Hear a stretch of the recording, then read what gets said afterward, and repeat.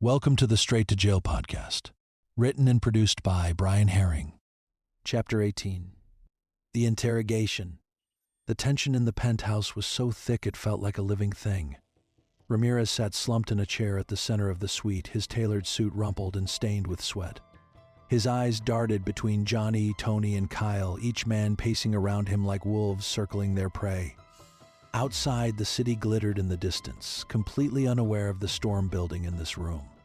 Kyle leaned casually against the bar, cigarette dangling from his lips as usual, flicking ashes onto the marble floor. Tommy, is it? He said lazily, blowing out a plume of smoke. What's it gonna be? You tell us what we want to know, or do I start guessing how many bones Johnny can break before you cry uncle? Ramirez glared at him, lips curling into a sneer. You think you scare me, clown? I've seen tougher men than you beg for their lives. Johnny stepped forward, his shadow falling over Ramirez. You're right. Kyle isn't scary. But me, I'm not here to play games.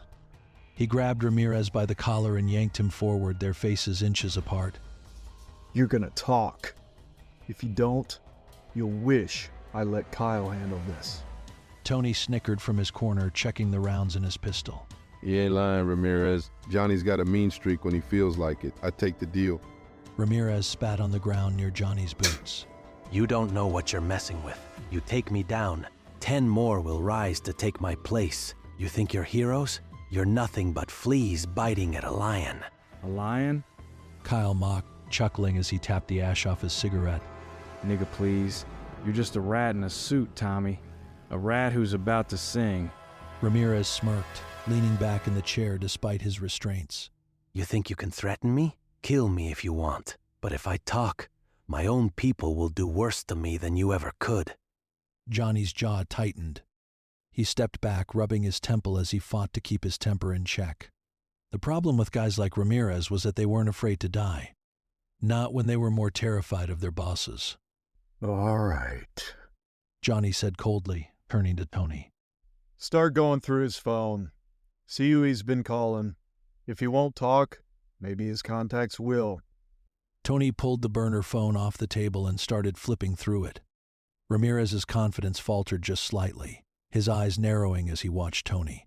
That phone won't tell you anything. It's a burner. You won't find names, just numbers. They won't speak unless I answer. Ramirez hissed. We'll see about that. Tony replied, not looking up. Kyle pushed off the bar and sauntered over to Ramirez, crouching down so they were eye level. Listen, man, I get it. You're scared. But here's the thing. He paused, taking a long drag on his cigarette before blowing the smoke into Ramirez's face. We're scarier. So how about you save us all some time and spill the beans before Johnny here gets creative with that knife he's got stashed in his boot? Ramirez coughed, eyes watering as he jerked his head back. You think I'm gonna give up my people, my empire? Your empire's already crumbling. Johnny said, his voice cutting through the tension. We've got ledgers, we've got files, and now we've got you. One way or another, this ends tonight. Ramirez's bravado cracked just for a moment. He looked at Johnny, then Tony, then finally Kyle. The wild card who never stopped smirking. Sweat dripped down his temple as his mind raced. Ersta, I can. Ramirez started, his voice faltering. He couldn't quite find his words. He licked his dry lips, his eyes darting nervously. I can give you a name. Johnny leaned in, his eyes narrowing. Then start talk. Ramirez swallowed hard. There's someone bigger than me, a name nobody knows outside of my inner circle. We call him the broker. He's the one pulling the strings, the real kingpin. He coordinates everything. Guns, drugs, cops on payroll, all of it. You think taking me down will stop anything? The broker's the one you want, not me. Kyle raised an eyebrow and looked at Johnny. The broker? Sounds like a guy who doesn't get out much. Where do we find him?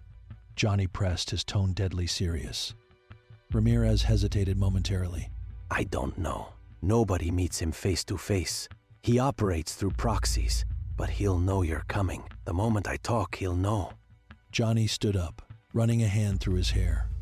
They were getting somewhere, but it wasn't enough. A name without a location didn't mean much. Still, it was a StarTalk crack in the wall they could widen. Tony pocketed the burner phone and looked at Johnny. So what now? We sit on this, or we make some noise? Johnny turned back to Ramirez, his expression unreadable. Grab him.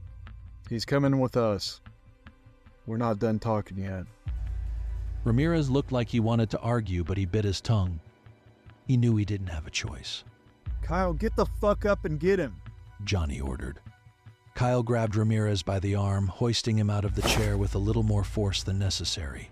Rise and shine, Tommy. Looks like you get to ride with the cool kids. Ramirez scowled but didn't resist. Johnny walked to the window, staring out at the city one last time before they left. Somewhere out there, the broker was watching, waiting. This wasn't over. Not by a long shot. Johnny turned back to the group. Let's move. We've got bigger fish to fry.